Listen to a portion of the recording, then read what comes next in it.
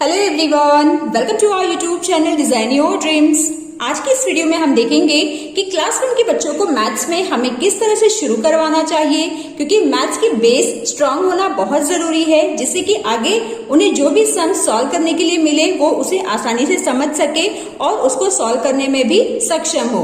इसीलिए हमें मैथ्स बहुत ही सिंपल स्टेप से ही शुरू करना चाहिए, जिससे कि हम हर एक स्टेप बच्चों का एक बार फिर से रिवीजन करवा सकें।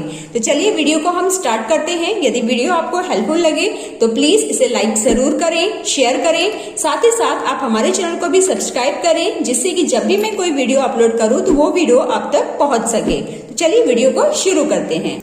जैसे फर्स्ट हम देख रहे हैं number writing practice from 1 to 100 और 200।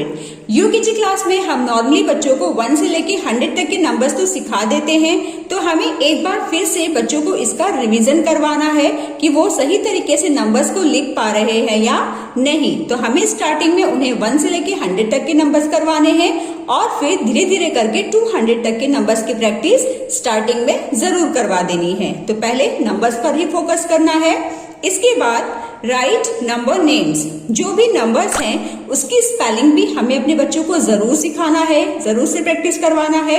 जैसे यहाँ पर कुछ नंबर्स मैंने एग्जाम्पल के तौर पे लिखे हैं, इसकी स्पेलिंग बच्चों को लिखनी है। लाइक 9, तो 9 की स्पेलिंग क्या होती है? NINE 9। 18 की स्पेलिंग लिखी जाएगी 100 HUNDRED 100। इसी तरीके से 41, 92 एंड 87। आप और भी नंबर्स बच्चों को इस तरह से जरूर दें। नंबर्स के थ्रू प्रैक्टिस करवाने के बाद हम बच्चों को नंबर्स मिसिंग करके दे सकते हैं, और जो भी नंबर्स मिसिंग है उसे आप बच्चों को ज्यादा से ज्यादा फील करने की प्रैक्टिस करवाएं। जैसे यहाँ पर 31 है, 31 के आफ्टर क्या आता है? 32, 33। इसी तरह से बच्चों को आप रीड करते हुए लिखने के लिए एनकरेज करें। 34, 35, 36, 37, 38 एंड 39। Okay, this is 9। अब यहाँ पर 65 के पहले का मिसिंग है, यानी कि 65 के पहले कौन सा नंबर आता है?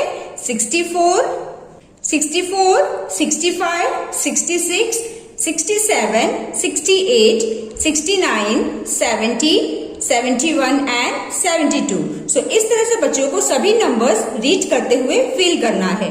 इस तरह की एक्टिविटी के थ्रू न केवल आप बच्चों को नंबर्स सिखाएंगे, बल्कि आप बिफोर एंड आफ्टर दोनों ही नंबर्स की प्रैक्टिस इसके थ्रू आप करवा सकते हैं।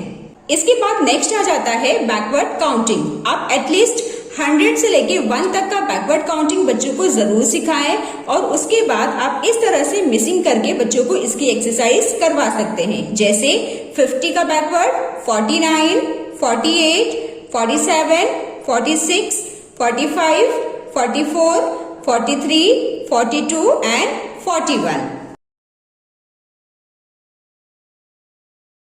बिल्कुल इस तरह से यहाँ का भी फिल किया जाएगा।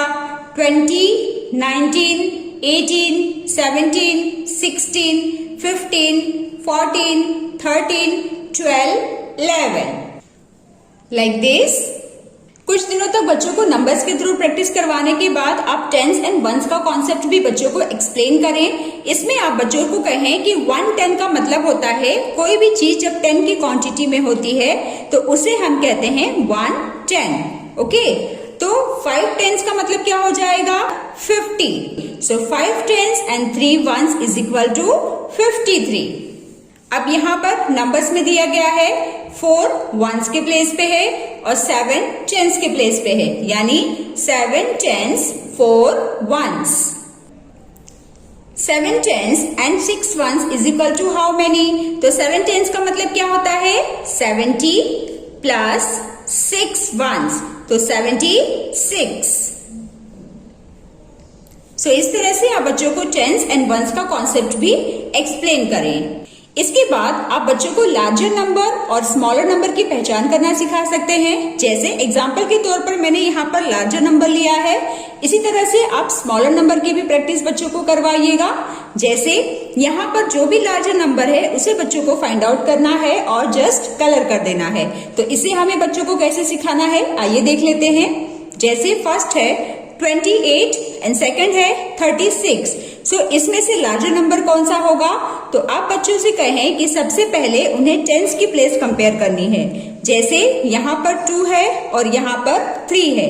जब हम नंबर्स पढ़ते हैं 1 2 3 पढ़ते हैं तो कौन सा नंबर बाद में आता है? 1 2 3 नंबर बाद में आ रहा है, यानी कि 36 हमारा लार्जर नंबर है। तो इसे हम कलर कर लेंगे। अब सेकंड में 66 64। स्टार्टिंग में टेंस का प्लेस यहाँ पर भी 6 है और यहाँ पर भी 6 है। तो इस केस में बच्चों को पीछे का नंबर यानी कि वंस का प्लेस कंपेयर करना है। यहाँ पर 6 है और यहाँ पर 4 है। जब हम नंबर्स पढ़ते हैं तो कौन सा नंबर बाद में आता है? 6। It means 66 is larger number.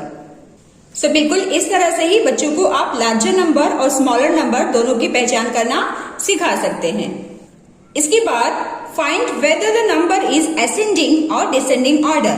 Ascending order का मतलब होता है स्मॉल नंबर से बिग नंबर की तरफ, और डिसेंडिंग ऑर्डर का मतलब होता है बिग नंबर से स्मॉल नंबर की तरफ। अब बच्चों को यहाँ पर नंबर्स केयरफुली देखने के लिए कहें और उन्हें बताने दीजिए कि वो असेंडिंग ऑर्डर में लिखा है या डिसेंडिंग ऑर्डर में। जैसे फर्स्ट है 4 5 6। सो यहाँ पर नंबर्स की वैल्यू इंक्रीज हो रही है। So this is in ascending order.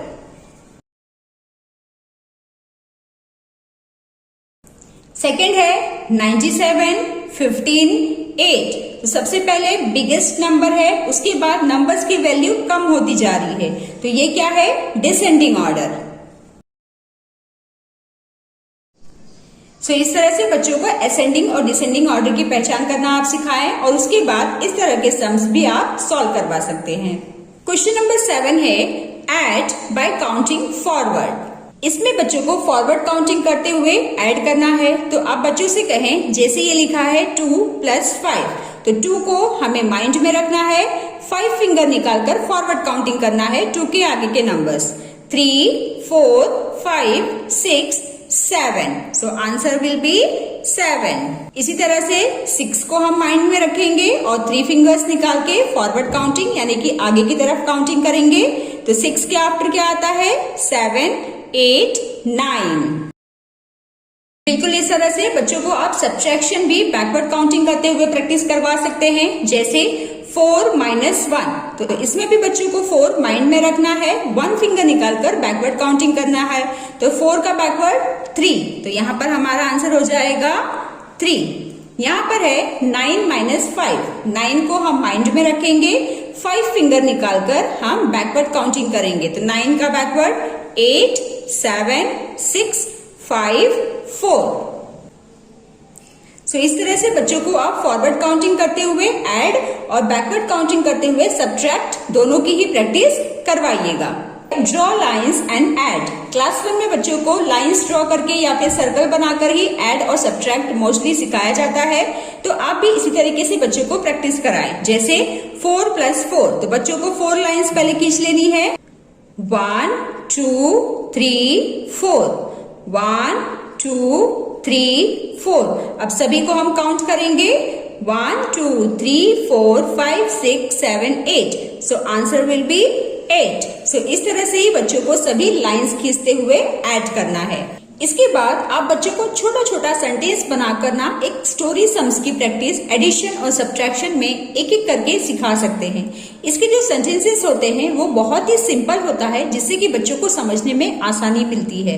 तो कैसे इसे बच्चों को सॉल्व करना है, आइए देख लेते हैं। जैसे Shreya has 6 biscuits, she ate 4 biscuits, how many biscuits were left with her. ठीक है, तो इसमें सबसे पहले क्या करेंगे, श्रेया के पास कितना बिस्किट था? Shreya has 6 biscuits. श्रेया ने कितना खा लिया? 4 बिस्किट्स। तो हम इसमें सब्ट्रैक्ट करेंगे। 6 - 4 = 2।